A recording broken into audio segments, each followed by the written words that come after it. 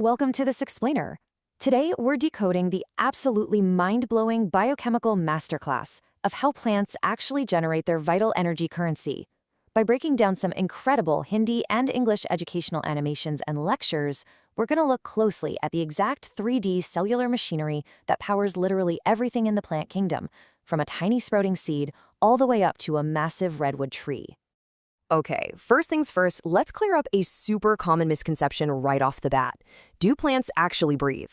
I mean, we all know plants take in carbon dioxide and pump out oxygen during photosynthesis, right?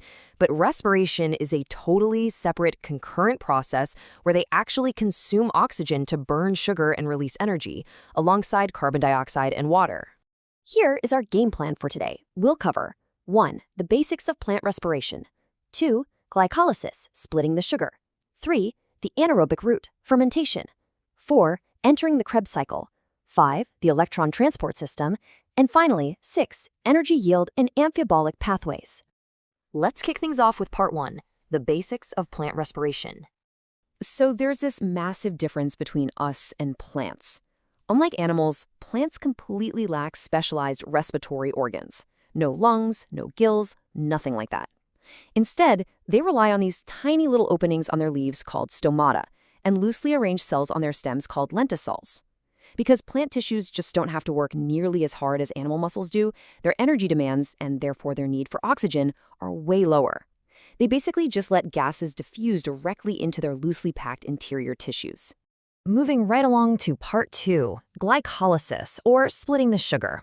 Aerobic respiration basically happens in 3 big phases. And pay attention to the specific locations here, because the entire process starts right in the cytoplasm with glycolysis, long before we ever even touch the mitochondria. You know what's really fascinating here? This cell literally has to spend energy to make energy. Glycolysis, which, by the way, is also known as the EMP pathway after the scientists who discovered it, is a 10-step degradation of a 6-carbon glucose molecule.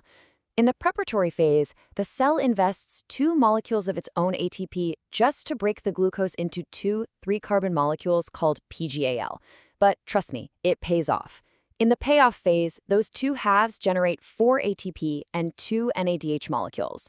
Do the basic math, and we're left with a net gain of 2 ATP and 2 NADH from this very first step. Now, looking at the source materials, there is this absolute rock star enzyme called hexokinase that kicks off this entire pathway by phosphorylating the glucose. It's basically the match that lights the fire of cellular respiration. From here, the resulting product, which is called pyruvate, has a big decision to make, and it all depends on whether or not oxygen is around. That brings us to part 3, the anaerobic route, also known as fermentation. So what happens if oxygen is totally absent? Well, we pivot to fermentation. Yeast cells, for instance, will take that pyruvate and reduce it to ethanol and carbon dioxide. This is alcohol fermentation. Other organisms, like lactobacillus bacteria, or even our own overworked human muscle cells, convert it into lactic acid instead. But here's the kicker. Both of these anaerobic paths are hugely inefficient. They trap less than 7% of the available energy in the glucose molecule. It's a quick survival mechanism, not an optimal energy strategy. Okay, assuming oxygen is present, we move to part 4, entering the Krebs cycle. Here's the catch. Pyruvate can't just waltz right into the next cycle directly. It's really just the raw material that has to be converted first. In what biologists call the link reaction, pyruvate undergoes oxidative decarboxylation. Simply put, it loses a carbon in the form of CO2, generates an NADH, and bonds with coenzyme A to form a 2-carbon compound called acetyl-CoA.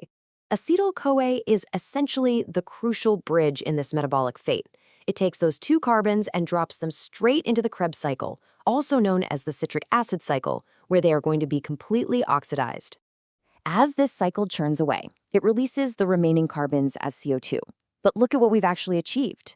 By the end of this cycle, we've minted a massive fleet of high-energy electron transport vehicles in the form of NADH and FADH2. Sure, we haven't made a ton of usable ATP just yet, but we have stored massive potential energy in these loaded carrier molecules, which perfectly sets up part 5, the electron transport system, or ETS. As visualized in the 3D educational animations from our sources, this entire waterfall of electrons happens strictly on the inner mitochondrial membrane. If the Krebs cycle was floating around in the fluid matrix, the ETS is embedded right into the actual membrane walls. Think of it like a microscopic waterfall. NADH and FADH2 show up and drop off their high-energy electrons. These electrons then cascade through a series of specific protein structures named complex I through complex IV. And as the electrons jump from one complex to the next, losing energy along the way, that energy is used to physically pump protons, hydrogen ions, out of the matrix and into the intermembrane space. This creates a massive, tightly packed gradient of protons on just one side of the membrane. So now we've got this massive traffic jam of protons desperately wanting to flow back into the matrix to reach equilibrium. But how do we actually cash this in? How does this proton gradient become actual ATP? Enter ATP synthase, also known as complex 5. Think of it like a microscopic hydroelectric dam. The protons can only get back into the matrix by flowing through the F0 channel of this specific enzyme. As they rush through, they physically spin the F1 catalytic head, which chemically forces a DP and a phosphate together to create our ATP. This brilliantly elegant mechanism is called oxidative phosphorylation.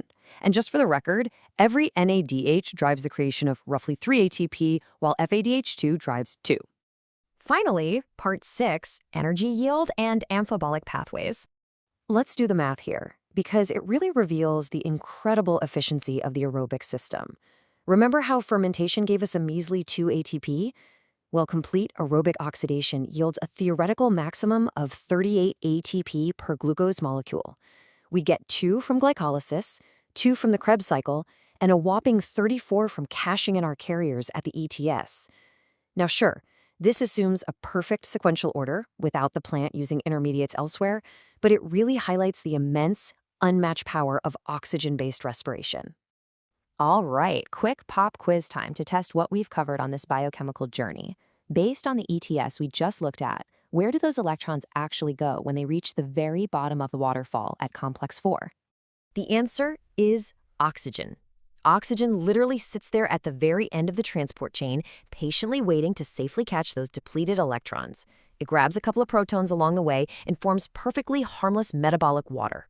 Without oxygen clearing the end of the line, the whole system backs up and grinds to a halt. Before we wrap up, let's talk about flexibility. The respiratory pathway isn't just a one-way street for breaking things down. It's amphibolic, meaning it's involved in both breaking down and building up molecules.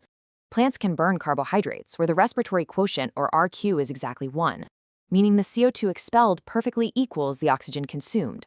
But they can also withdraw intermediates to synthesize fats or proteins, or burn them for fuel instead, which shifts this RQ ratio to 0.7 or 0.9. As we finish this explainer, consider this. If plants, without lungs, without a bloodstream, can seamlessly switch between burning carbs, fats, and proteins based on this flawless mathematical quotient, what does that reveal about the sheer, elegant adaptability of life's energy economy? Thank you so much for watching, and keep exploring. Thank you so much for visiting my YouTube channel and my unofficial biology on Facebook page. Thank you.